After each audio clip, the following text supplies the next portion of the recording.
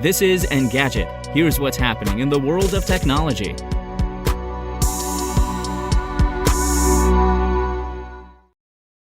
It's Wednesday, July 14th.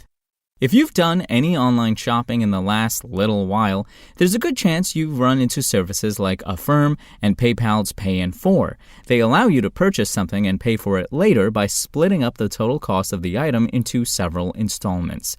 By the looks of things, Apple could soon offer a similar option to Apple Pay users. According to Bloomberg, the company is working with Goldman Sachs on a service called Apple Pay Later that will allow those with its devices to settle purchases over time, including ones they make at physical shops.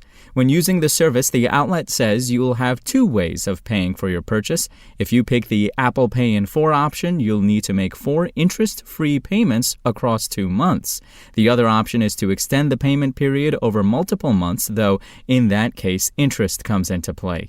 Bloomberg says it wasn't able to determine how much interest Apple plans to charge or when the company will roll out the service. We've reached out to Apple for comment on the report, and we'll update this article when we hear back from the company. But in many ways, Apple Pay Later sounds like a logical extension of what the company is already doing with Apple Card, where one of the perks it offers is installment plans for Mac and iPad purchases.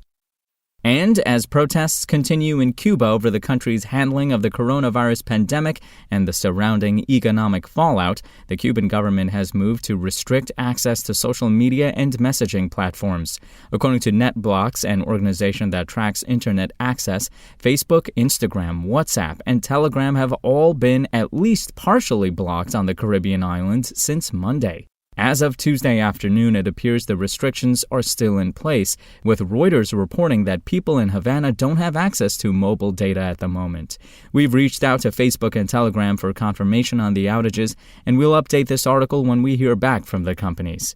Mobile internet access is relatively new to Cuba. It was only in late 2018 that the country's socialist government started rolling service out across the island. At the time, President Miguel Díaz-Canel, the politician protesters are demanding resign, said greater internet access would help Cubans defend their revolution. However, Cuba's approach to dissent is not new. We've seen governments in countries like Myanmar and Iran use similar strategies when they faced protests in the past.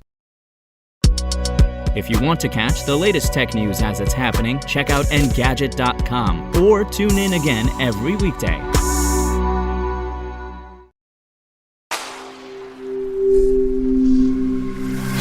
SpokenLayer.